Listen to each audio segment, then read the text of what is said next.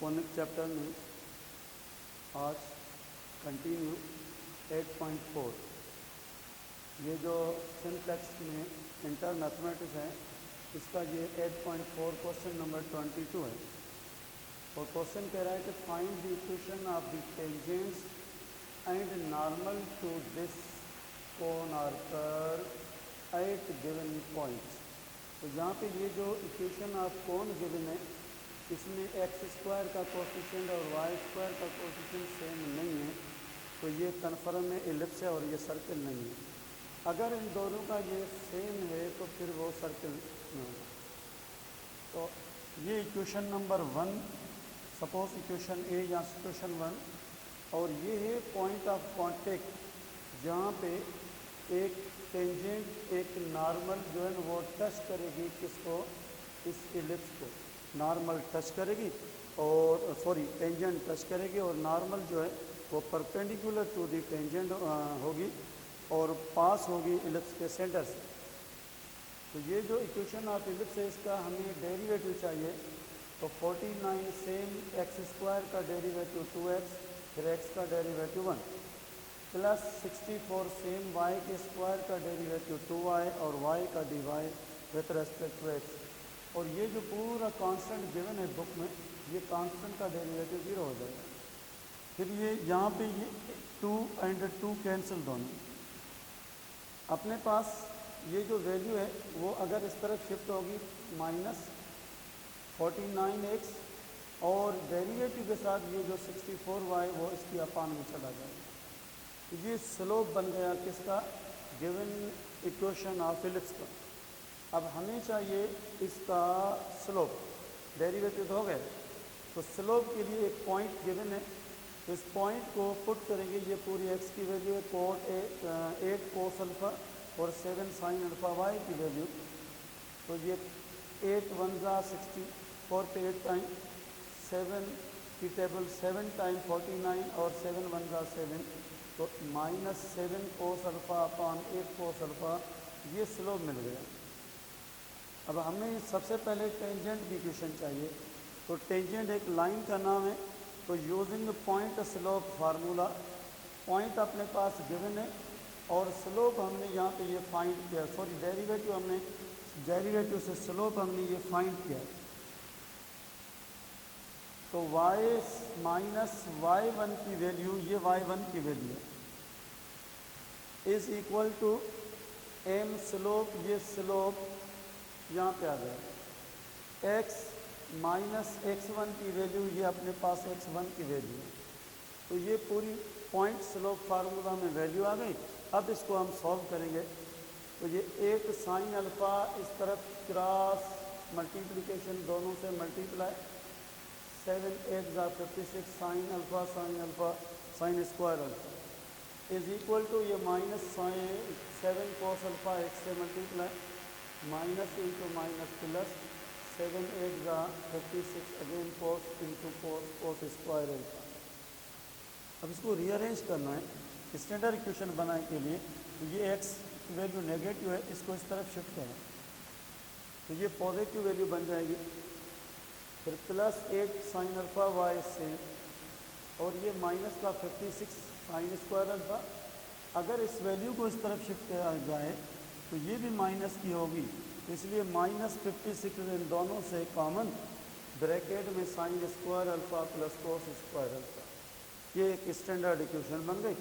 और इस कंप्लीट की वैल्यू है identity, fundamental identity of trigonometry से 1। तो वी गेट ये कंप्लीट वैल्यू, ये है required value equation of tangent.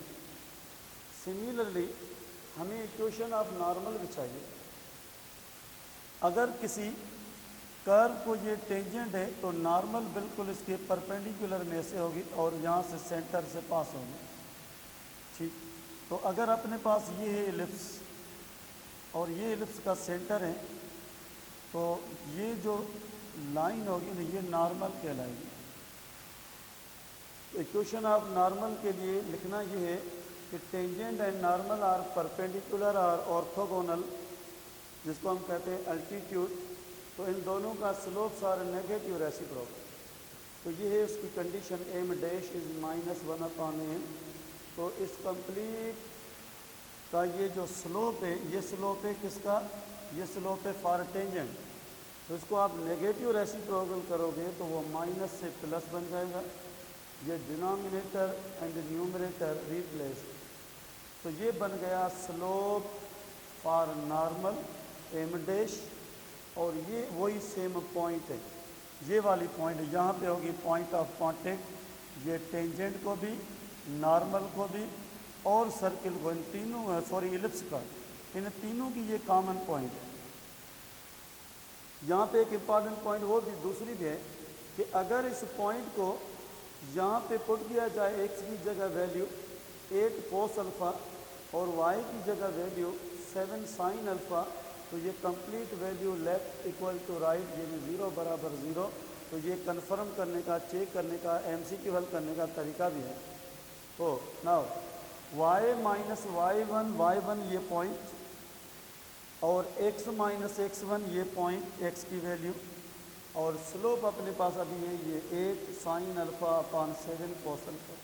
Again by cross multiplication इस तरफ, तो ये 7 cos अल्फ़ा y से मल्टीप्लाई, 7 7 49 sin cos अल्फ़ा दोनों मल्टीप्लाई, और ये जो न्यूमरेटर में 8 sin अल्फ़ा ये x से मल्टीप्लाई होगा, और 8 8 64 sin alpha into cos alpha. अब इसको करना है रीअरेंज। तो ये पॉजिटिव है ऑलरेडी x, कोएफिशिएंट x, तो ये वाली वैल्यू जो है ना इसको इस तरफ शिफ्ट करेंगे, तो वो 8 cos अल्फ़ा x ऑलरेडी मौजूद है, और ये वैल्यू इस तरफ चली जाएगी, तो ये वैल्यू नेगेटिव हो जाएगी। बाकी अपने पास एक तो ये वैल्यू है -64 sin alpha into cos alpha, और इस वैल्यू को भी इस तरफ आप शिफ्ट करोगे तो वो प्लस की वैल्यू बन जाएगी, यानी इन दोनों वैल्यूज़ में लाइक टर्म्स, इसलिए 64 नेगेटिव से 49 cancel, we get -50 sin alpha into cos बीटा। ये रिक्वायर्ड वैल्यू नॉर्मल की होगी, यानी इन दोनों में आप फ़र्क देखोगे कि x के साथ ये कोफिशिएंट जो है ये नॉर्मल में, इक्वेशन ऑफ नॉर्मल में, तो ये x का कोफिशिएंट यहाँ पे y में है, और यहाँ पे ये जो y में है वो यहाँ पे x में है, यानी ये y का कोफिशिएंट वो x में। इन दोनों के दरमियान ये जो निशानी है वो एडिटिव इन्वर्स है, इसलिए ये दोनों का स्लोप और नेगेटिव रेसिप्रोकल। इसी एक्सरसाइज में मोस्टली क्वेश्चन नंबर इस 23 भी है, वो भी है find equation of normal and tangent. इस तरीके से ये एक और इम्पॉर्टेंट 8.4 का 11 नंबर, इसमें 2-3 पार्ट, एक ये पार्ट है, बाकी नंबर 2 और नंबर 3 ये आपके लिए होमवर्क है, डू योर सेल्फ प्रैक्टिस करने के लिए। तो क्वेश्चन कह रहा है find equation of tangent and normal, लेकिन कौन चेंज है, यहाँ पे कौन थी वो एलिप्स है, और यहाँ पे जो कौन है वो है पैराबोला। तो एक पैराबोला है लेकिन वाई स्क्वायर, इसलिए इसका मकसद ये है कि ये एक राइट पैराबोला है इस तरीके से, और इसको कोई टेंजेंट इस तरीके से टच कर रही है 8 पॉइंट, यहाँ पे 3,6, और यहाँ से इस तरीके से पास, तो ये नॉर्मल बन जाएगी, और ये जो है ना वो टेंजेंट बन जाएगी। और ये 3,6 क्या है, पैराबोला और टेंजेंट लाइन और नॉर्मल लाइन, इन तीनों की ये कॉमन पॉइंट है, इसका नाम है पॉइंट ऑफ कांटेक्ट और कॉमन पॉइंट और टेंजेंशियल पॉइंट। तो वो टेंजेंशियल पॉइंट भी गिवन है और इक्वेशन ऑफ पैराबोला भी गिवन है। तो सबसे पहले हमें क्या करना है, इस पैराबोलिक की इक्वेशन का डेरिवेटिव फाइंड करना है। इसका नाम मैंने लिखा है सपोज इक्वेशन 1 या ए।